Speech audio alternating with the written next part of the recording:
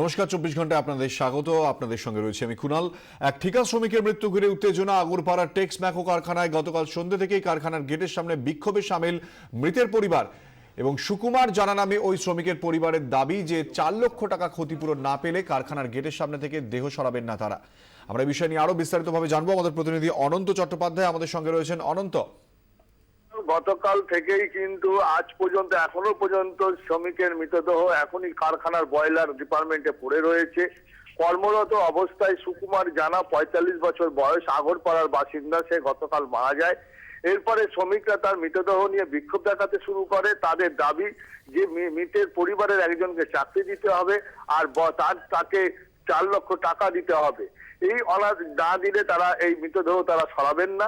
এখনো পর্যন্ত তারা তাদের সিদ্ধান্ত থেকে অনড় রয়েছে। পুলিশ এবং ম্যানেজমেন্ট, কারখানা ম্যানেজমেন্ট তাদের বোঝাবার চেষ্টা করছে এবং তারা এই নিয়ে আলোচনায়ও বসেছে।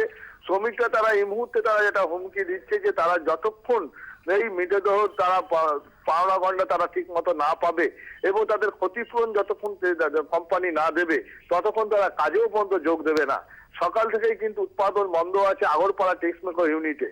ঠিকা শ্রমিক, সে কাজ করছিল বয়লারে, সেখানেই তার মৃত্যু হয় এবং সেখানে দুর্ঘটনায় তার মৃত্যু হয়। তার মাথায় আঘাত লাগে, সেই অবস্থায় তাকে ফ্যাক্টরি হসপিটালেই তাকে নিয়ে আসা হয়, সেখানেই তার মৃত্যু হয়। এরপরেই কিন্তু শ্রমিকরা বিক্ষোভে ফেটে পড়ে। যদিও ঘটনাস্থলে এখন পুলিশ রয়েছে কারখানার ভেতর, যদিও কারখানার ভেতরে মিডিয়ার প্রবেশ তারা বন্ধ রেখেছে কারখানা কর্তৃপক্ষ।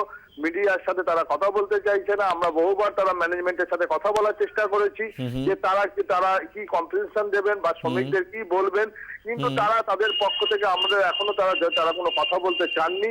এই মুহূর্তে বেলঘরিয়া থানার পুলিশ তারা রয়েছে। অনন্ত চট্টোপাধ্যায় আমাদের প্রতিনিধি এই মুহূর্তে ছিলেন আমাদের সঙ্গে টেলিফোনে।